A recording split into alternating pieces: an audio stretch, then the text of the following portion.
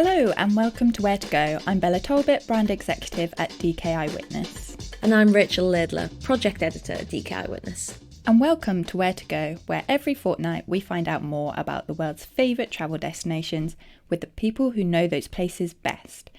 Where are we going today, Rachel? We're off to the Caribbean today, Bella, which is an incredibly diverse region made up of over 700 islands. I didn't actually know that. Stretching from the Bahamas to Aruba. Nice. I'm immediately thinking blue seas, white sand, good food. Exactly. And then also you've got jungles, waterfalls, volcanoes, and not to mention incredible cities like Kingston. Of course, there's so much there. I can't wait to get into it. And who's our guest expert today? Today's guest is Sarah Greaves-Gabbadon. Sarah Greaves-Gabbadon, aka Jet Set Sarah, is an award-winning travel journalist and TV host who ventures to the beach and beyond to share stories about the diverse culture, lifestyle and people of the Caribbean. She has worked with brands such as Travel and Leisure, Condé Nast Traveller, Islands.com and The Telegraph. Welcome, Sarah. Thank you. Hi, I'm so happy to be here. I apologize in advance for my voice, but I'm happy. I'm feeling good, ready to go. Yeah, you sound great. We're happy to have you on. I'm loving the yellow background. Thank you. Yes, yellow makes everything better. So, as usual, we're going to begin with learning a little bit more about our guest Sarah, followed by her all-important recommendations of where to go and insider knowledge of the Caribbean. Then we'll hear about ways to make the most positive impact when you visit the region.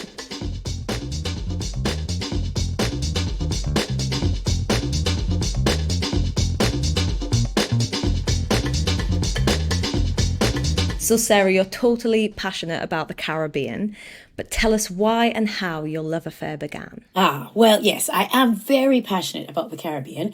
I call myself the Carivangelist because I am spreading the gospel of the Caribbean, which is that all the islands, all the countries are not the same. You know, people think they're all the same, Definitely. But they're not. But anyway, my mother is from Barbuda. My father is from Jamaica. My grandparents moved to England. They're part of the Windrush generation.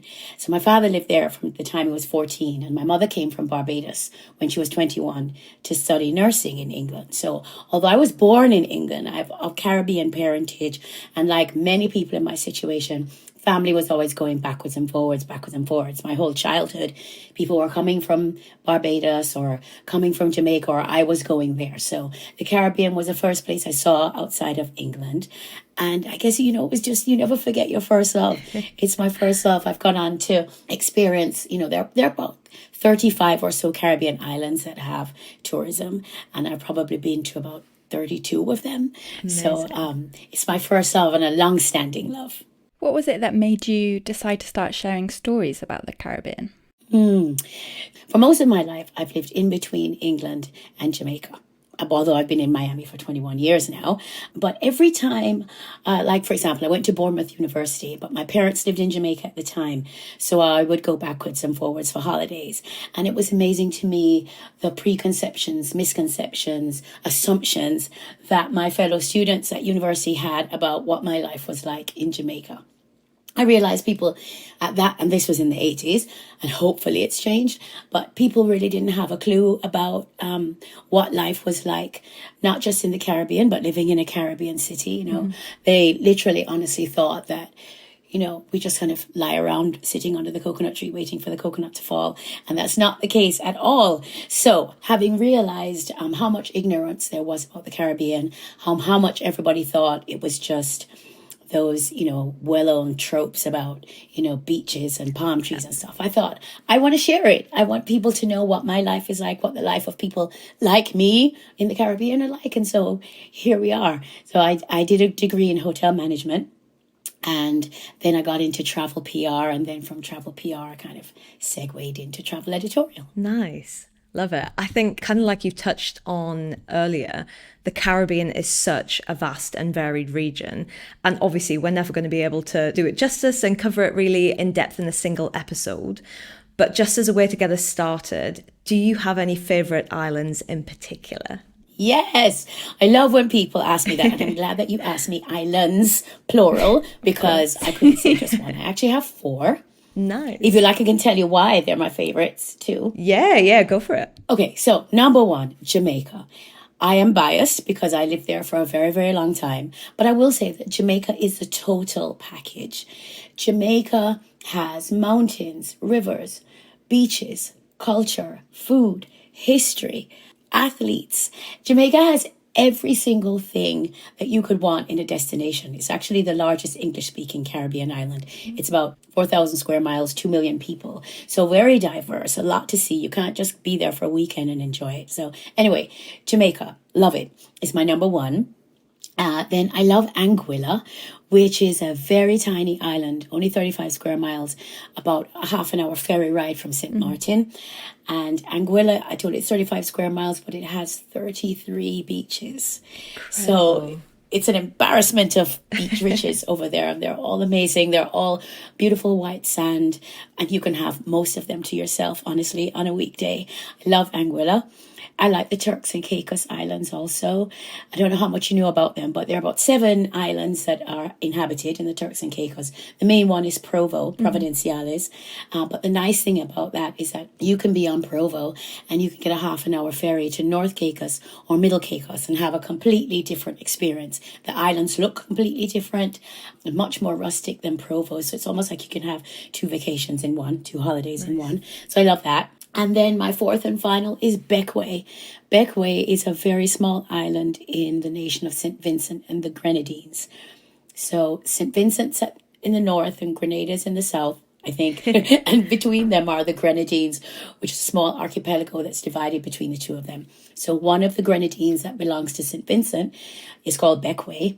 And I went there for the first time in 2019. I've only been once, but I found it to be so charming and so very old school Caribbean. It's kind of like the Caribbean that you see in those James Bond movies from the 60s, like Live and Let Die and all that. It just, there's a market, there's the main streets on the water, and it's just, it's lovely. So that's my fourth, Bequia. I've never heard of Bequia, and the way you speak with such passion and enthusiasm, Sarah, I'm so excited to sort of get more under the skin of the islands. Yeah, no, you definitely should check it out because, everybody knows about Jamaica and, Antigua, Barbuda, I know is big in England, but there are tons of other islands that are not undiscovered, but just less trafficked, less traveled, that are just lovely, just really wonderful. Sounds great. Thank you so much for that introduction. Sounds so good. We'll dive in now to the best things to do.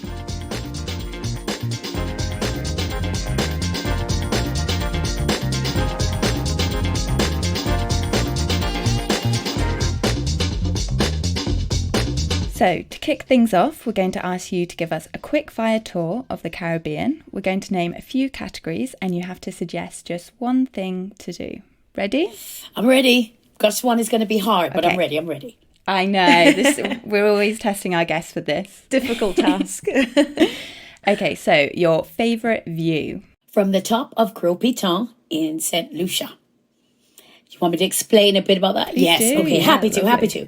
So there are these 2 volcanic spires on the island of St Lucia called the Pitons. And there's Gros Piton and Petit Piton. And you can climb Gros Piton. It's a 3 to 5 hour hike. I did it way back, I don't remember, maybe 2019. It's 2,619 feet high. So you start early in the morning and you have one of the local guides take you up there. And in the course of we went with a guide who said to me that the fastest he'd ever had anyone go up and down was a couple who went up in 1 hour and 45 minutes. But for most mere mortals, it takes 3 to 5 hours. So you're climbing, and as you climb, you see the vegetation change as you get higher. Halfway up, you can see beautiful views of St. Vincent and some other islands around St. Lucia. And then finally, 3.5 hours later for me, I got to the top, and there is St. Lucia just spread out like this patchwork tapestry beneath you. It's gorgeous, and just floating in this turquoise water. It's just... you're just so happy to be at the top, first of all, because you've been climbing in the hot sun for that long. You made it, yeah. But the view is just spectacular, and you realize it is completely worth all the effort that you put into it. Of course, then you realize that you've got to hike all the way back down, but we won't talk about that. But the view is fantastic. That sounds amazing. But that couple that did it in 1 hour and 45, they really didn't stop to smell the flowers or anything, did they? Exactly. So, why bother? I like to get my money's worth. on hikes and in races. I like to take my time and enjoy the journey. Yeah, enjoy the view as well as you ascend. Just go Yeah. gradually. Take your time. That sounds absolutely stunning, though. So moving on to the next one, what about your favourite day activity? Yes, this one was a really hard one because I have so many favourite day trips. But just at the end of last year, I went to Antigua. And you may not know that Antigua is a two-island nation. So it's Antigua and Barbuda, its smaller sister island. And so I flew over to the sister island of Barbuda for the day and had just the most wonderful time. Barbuda was decimated by Hurricane Irma back in 2017. And it's just coming back now. Robert De Niro has a branch of Nobu there, actually on the beach, and Barbuda, and there are a couple of very small hotels. But Barbuda is famous for its pink sand, like literally pink sand, no hype.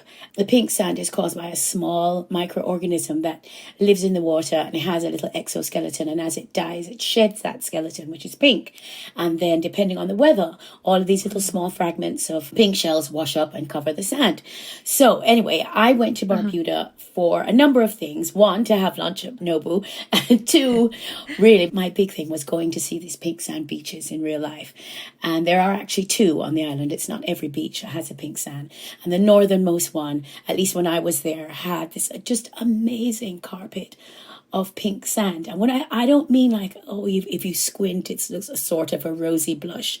I mean, pink like my headphones that I have right now, for you can't see, but I have on the pink version of the Apple AirPods Max, so really pink, and it's surreal. And there were many a selfie was taken. So really enjoyed that. And then I had lunch at this hotel I highly recommend if you go over, called Barbuda Belle. It's just 8 little villas on the beach, stilted, so you've got this great beach and sea views. Just very elegant, but not fussy at all. Loved it. Definitely Barbuda. If you get a chance to go to Barbuda when you're in Antigua, please do. That sounds so amazing. That sounds amazing. If I could be anywhere, I'd be on that pink sand beach.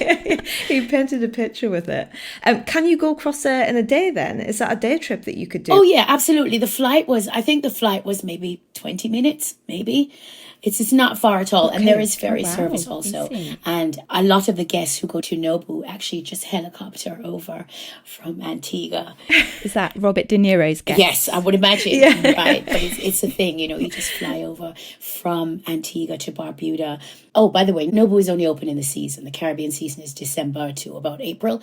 So it's a limited time, which makes it, of course, all the more special. That's really good to know. Thank you. Okay, so moving on, actually, this might be very similar. Your favourite beach? Ooh, yeah, that was a tough one. But I'm going to say, remember I told you how Anguilla is 35 square miles, 33 amazing beaches. For that reason, I pick Anguilla. And there are many beautiful beaches there. But I pick one that's called Little Bay. And it's sort of this postage stamp size little cove that is only accessible either by rappelling down the hill on a rope, which I personally am not adventurous enough to do, but your mileage may vary. Or you can get someone to take you in a boat. It's just a small cove, beautiful white sand, unless it's very rare that there's somebody else there. So it's perfect if you want a little bit of a romance in the afternoon, or if you just want to have a piece of solitude for a few hours. Obviously, you arrange with whoever dropped you off to come back for you in a couple of hours. But, there are so many crowded and sceney beaches in the Caribbean with beach bars and all of that. And that's great. But sometimes you just want to have the elements of the perfect beach day. Clear water, soft sand, a beautiful view, and just you. And that's enough. That sounds so gorgeous. It's like your own little slice of kind of paradise just there. Exactly. Incredible. I've changed my mind now. If I could be anywhere, I'd be on that beach. I would be alone on that beach.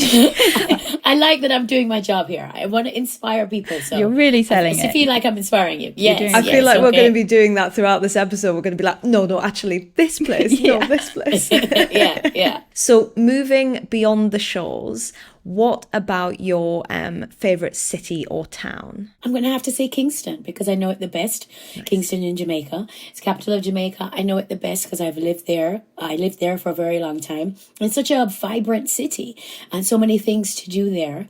Generally, I think for most visitors are coming to the north coast of Jamaica, Ocho Rios, Negril, Montego Bay, Port Antonio, because that's where all the resorts are.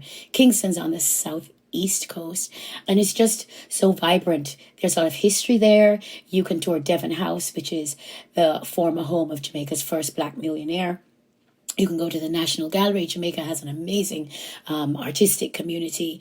So you can go and see all the art that's there. There's great shopping, a lot of great designers in Kingston, great fashion designers. If you ever go, one of my favorites is Bridget. She makes handmade leather sandals. She's an ex-Playboy bunny. It's a very interesting story. But she makes handmade leather sandals. So great shopping. You can go down by the waterfront, which is where the downtown area is, which is being revitalized. You can go to Tough Gong Studios, which is where Bob Marley lived and recorded and was featured in the movie that just came out. You can go and tour Tough Gong. You can go back to downtown Kingston and see. We have a lot of murals that have been painted by local people, so you can go and tour the murals and tour Trenchtown, which is a grittier area of Kingston, but completely safe now. There's just so much to do. So I'm going to say Kingston because, like Jamaica, it has it all. Such great recommendations there, and shout out to Bridget. She sounds like a rock star. Yeah. Okay, so continuing this theme, what is your favourite museum or gallery? No one I've spoken to has ever heard of this museum, and it's such a hidden gem. It's in the French Caribbean island of Guadeloupe. And it's called, the name is in French, so I'm just going to tell you how I would say it in English. So in English, we would say it's called Memorial Act, ACTE. And the act is an acronym in French, basically for the Atlantic slave trade. So this is a museum that opened in 2015, cost millions of euros. The French built it on what is quite appropriately an old sugar processing plant. And it's a huge, beautiful, very moving experience to go into this museum that talks about the history of the colonial slave trade from the 17th century, obviously from a French point of view because it's in Guadeloupe. But they have art installations, there's video installations, sound, dramatizations with actors that really bring home the atrocities of slavery.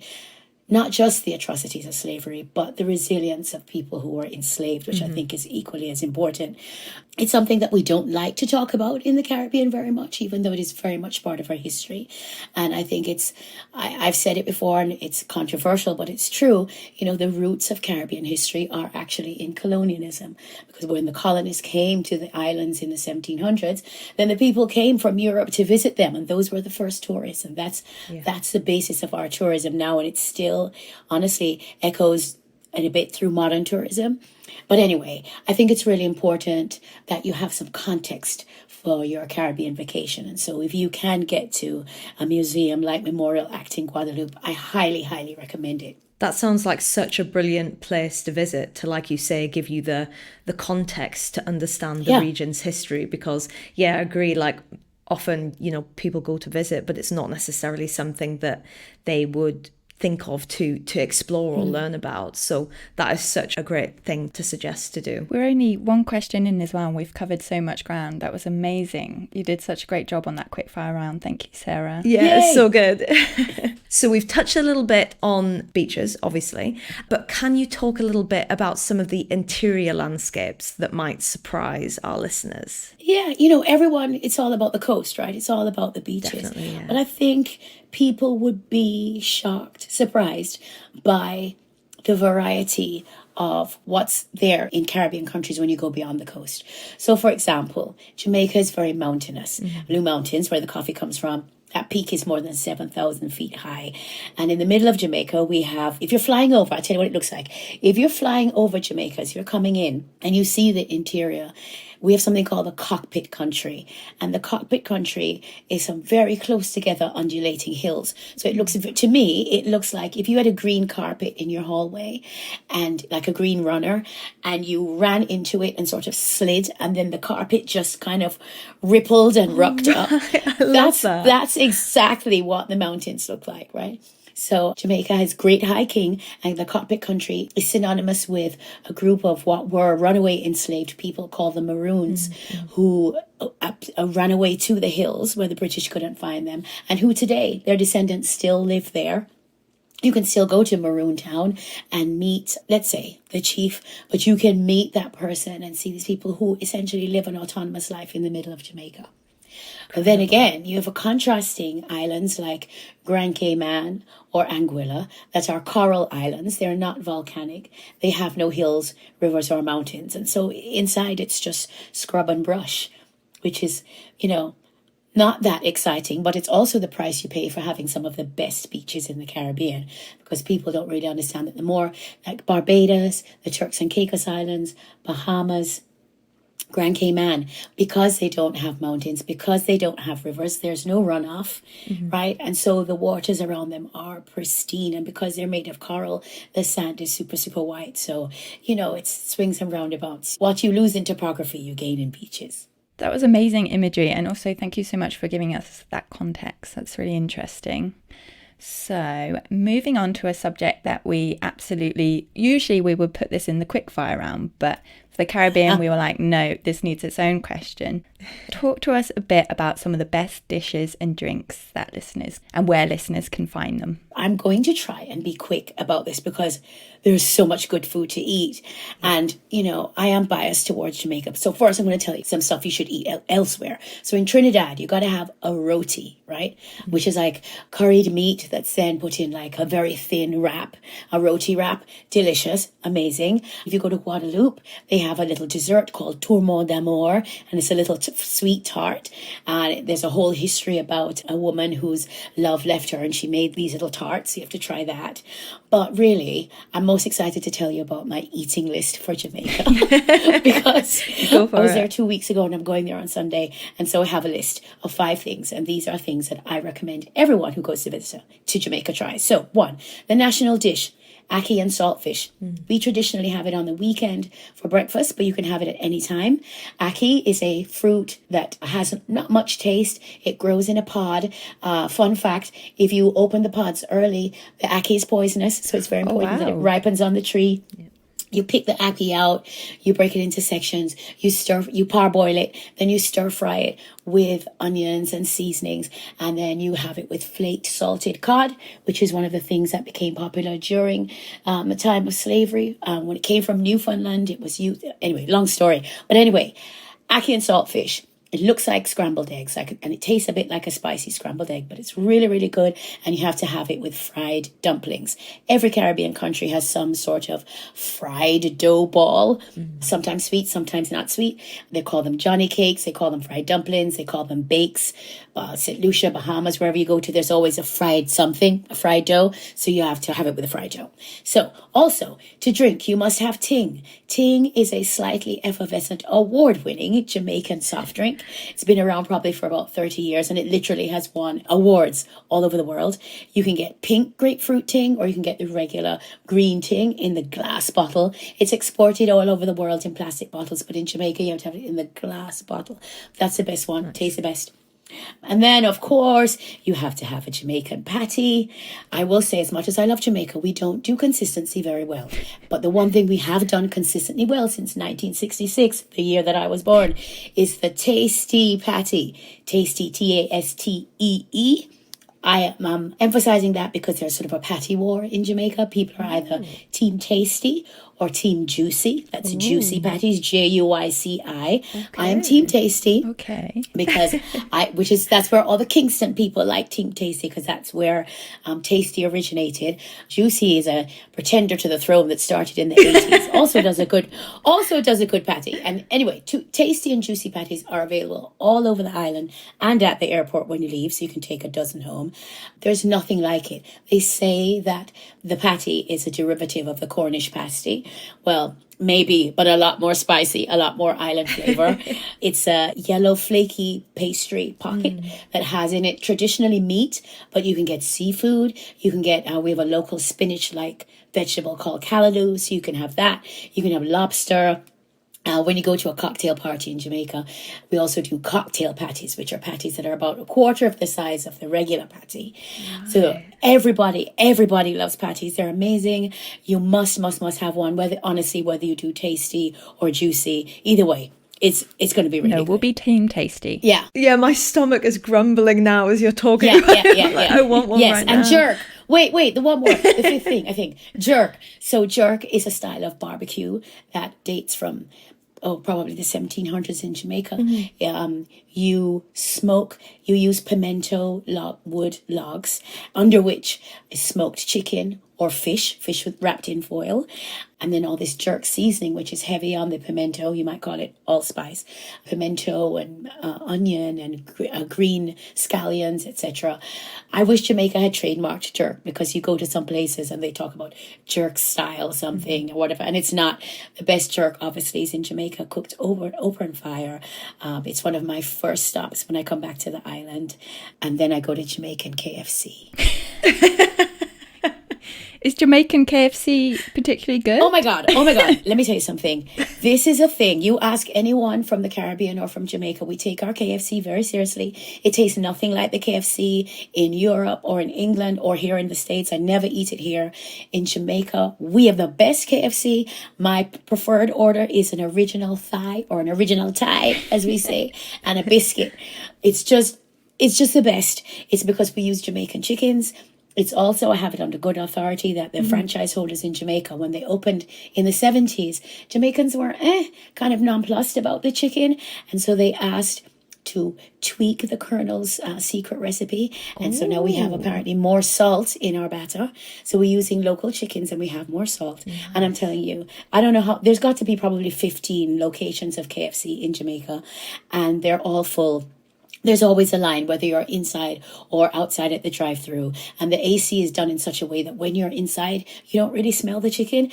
But when you're outside the building, oh my God, it's like a siren call. Lose you in. Chicken. Yeah. So trust me, I know I'm all for eating local and all of that. But trust me, Jamaican KFC, no lie, it's life-changing. We have original, and we also have barbecue, which, don't get me wrong, is no healthier. It's not barbecued. It's actually deep fried with the batter, and then it's rolled in a sweet barbecue sauce. Oh, that sounds so good. Heart attack on a plate, but you die happy.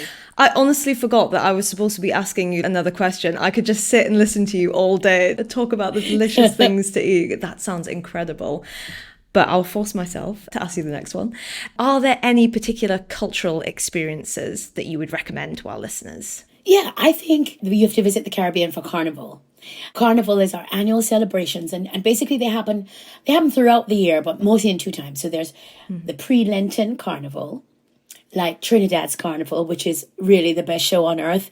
It is amazing. Think of Brazil's Carnival, but better, because you can actually jump in the carnival. You don't have to be a professional dancer. You can actually participate by costume in advance, but buy a costume and participate. So yeah, Trinidad Carnival, definitely. And then we have summer carnivals. So islands like Anguilla, Barbuda is crop over. I'm sure you've heard of Rihanna being in their summer festival. So these summer festivals celebrate usually the sugarcane harvest. That's their heritage. And so if you go to Antigua, Barbados, Grenada has something called Spice Mass. I think, honestly, you really get the flavor and the rhythm of being in the Caribbean if you visit during Carnival. If you are visiting during Carnival, though, you have to know to book early, because it's a time when a lot of people who are from those islands or have heritage from those islands go home, because everybody wants to play mass. To play mass means it's short for play masquerade. So it means that you are actually in the line jumping, as we say. Listeners, you can't see me jumping here in my chair. But anyway, it means that you're parading through the streets in your costume. Yeah. And playing mass is the best part of it, really. That sounds like so much fun, and I'm so glad that we got a Rihanna shout out on the podcast. Yeah. There we go. All right. That leads us nicely into the next section about planning your visit. Whether you want to join the world's biggest street party in Trinidad, cruise around the Virgin Islands, or sample amazing cuisine in Kingston, your DK Eyewitness travel guide makes sure you experience all that the Caribbean has to offer. So we've talked a little bit about visiting the Caribbean during Carnival. But apart from that, when is the best time to visit the region? Yes, well, first of all, if you ask me, any time is the best time to visit the Caribbean. But I will say this, if you are trying to save money, you don't want to go during the high season. And the high season is December to April. That's when it's going to be most expensive, particularly the week that we call festive, which is the week between Christmas and New Year's. I mean, prices, particularly like on islands like Anguilla, are stratospheric. So it's a good time to go if you want to be in the inner things, and, you know, everything is open because some islands are seasonal. And so all the islands, including the seasonal islands, have everything open. Great time to go, but it's going to be most expensive.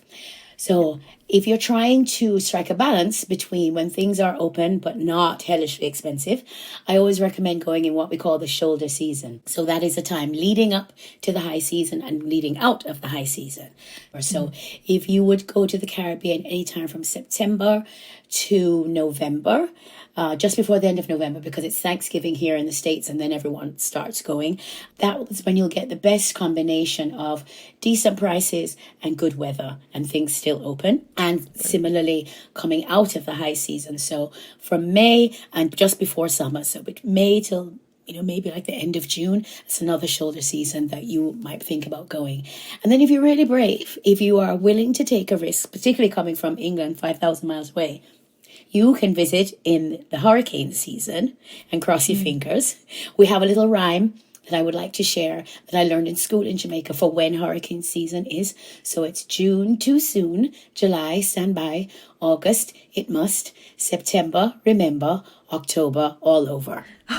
So in those months, of course, with global warming now, every year we have more hurricanes and they become stronger. But if you travel during the hurricane season, it's going to be super hot. So if you're someone who likes a lot of heat, yes. But you'll also find discounts. And I will also direct you to islands that are outside the hurricane belt, because there are islands like Aruba, Bonaire, and Curacao that are in the south of the Caribbean, just above South America, where they historically really don't get hurricanes. So if you're going to those islands, go during hurricane season. That's great. Thanks for those tips. Listeners, try and remember that rhyme. Yep. There'll be a test later. I love that.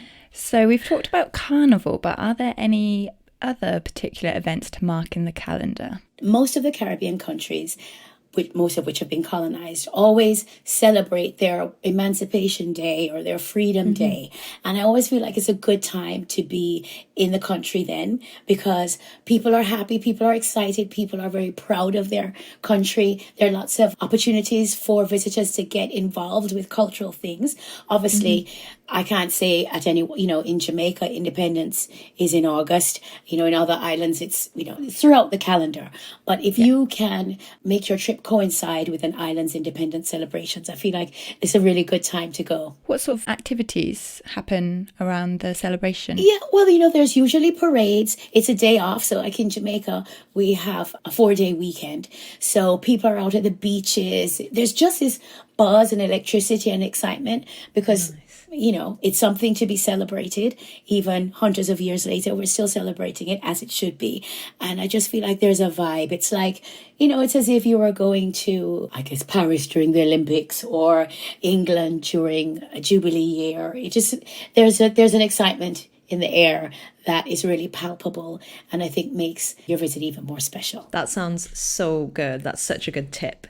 We've got one more question for you, which is, how can visitors have a positive impact when they travel to the Caribbean? Well, let me just tell you this. Shopping is my specialty subject. I consider myself a black belt international shopper.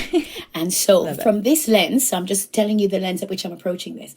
I think one of the things that we all like to do, and it's the easiest thing to do, is to shop local while you're there, while you're in the islands.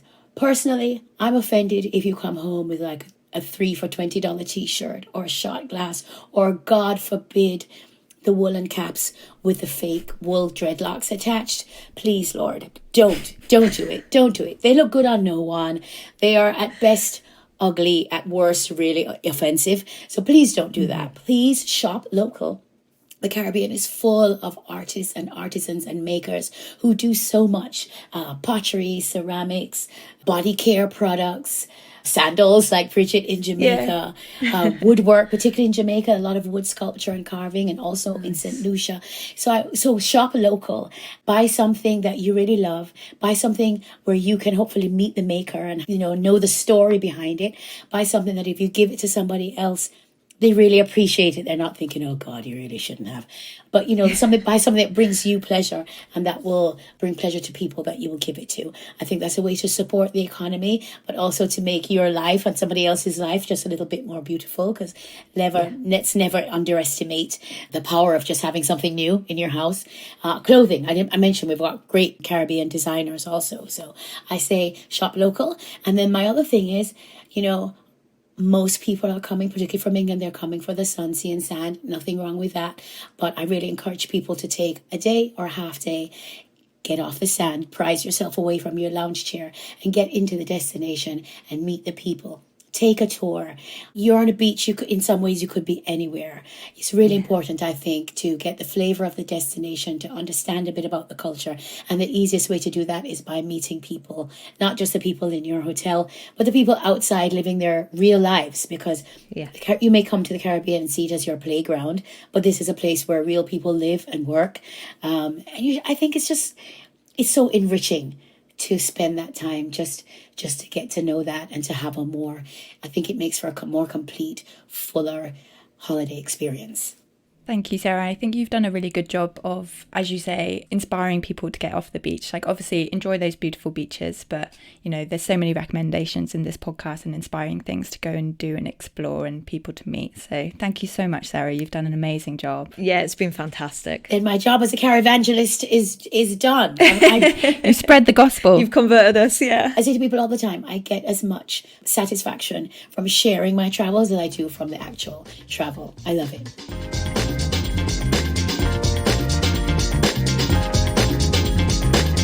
Thank you so much to Sarah. That was so good. And who knew about KFC in Jamaica? Amazing little hidden gem there. I know, it sounds so good. I'm very, very keen to try that. And I just loved her description of those pink beaches as well. Sounds beautiful. I know. I want to be there right now. Listeners, you can follow Sarah's work at jetsetsarah.com and on Instagram at jetsetsarah. And next episode, we'll be heading to Madeira. Looking forward to it. So we'll see you then. This podcast was produced by Julia Baker and me, Bella Talbot. For more information about DKI Witness, visit dk.com/travel and follow us on social media at DKI Witness. Please rate, review and follow the show. Your support means so much to us.